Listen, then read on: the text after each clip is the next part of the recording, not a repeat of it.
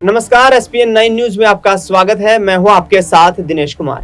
हरियाणा में सरकार गिरने वाली है। आखिरकार क्यों गिरने वाली है और किसको चीफ मिनिस्टर बनाया जाएगा?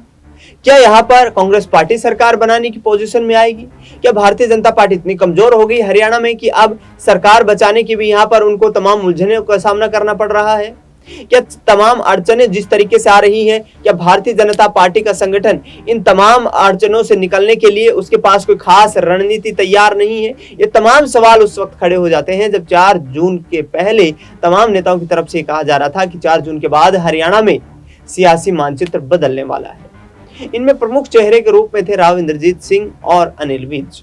यानी कि अब हरियाणा में कहीं ना कहीं ऐसा प्रतीत होता हुआ नजर आ रहा है कि वर्तमान जो सीएम है नायब सिंह सैनी, उनको कुर्सी से हटाया जा सकता है और किसी दिग्गज नेता की ताजपोशी की जा सकती है। गुड़गांव से सांसद राव इंद्रजीत सिंह ने तो यह तक कह दिया कि 400 पार का नारा बीजेपी हाईकमान की तरफ से जो दिया गया, वही बीजेपी को पूर्ण बहुमत ना दिलाने का एक बड़ा कारण बना।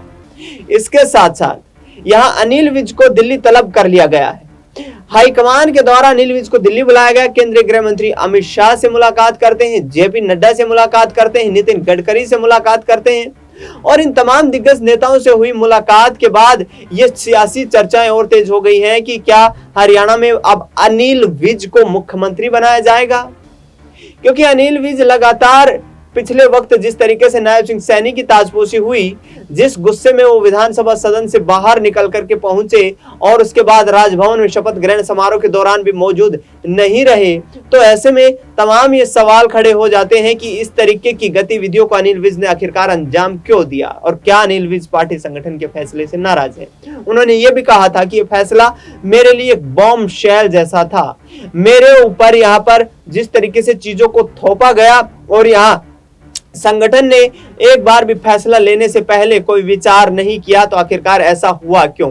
या फिर अब जब नायब सिंह सैनी के पास विधायकों का पूर्ण यहां पर समर्थन नहीं है, हरियाणा में इस वक्त बता दें आपको कि 88 विधानसभा की सदस्यता है और 88 विधानसभा सदस्यता के होने के चलते नायब सिंह सैनी को सरकार चलाने के लिए 45 विधायकों का समर्थन चाहिए, जबकि संख्या बल उनके पास महज 43 का है।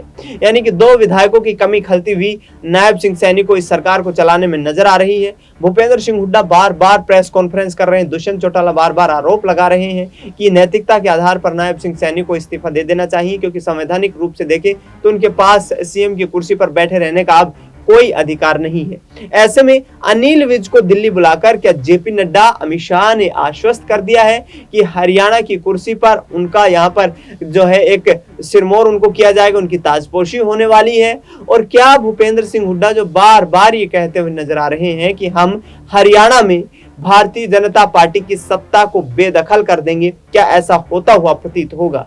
क्योंकि भारतीय जनता पार्टी की तरफ से लगातार ये कहा जा रहा है कि संगठन हमारा मजबूत है, तो आखिरकार फिर संगठन के दिग्गज नेता नाराज क्यों हो रहे हैं? फिलहाल इस खबर में इतना ही।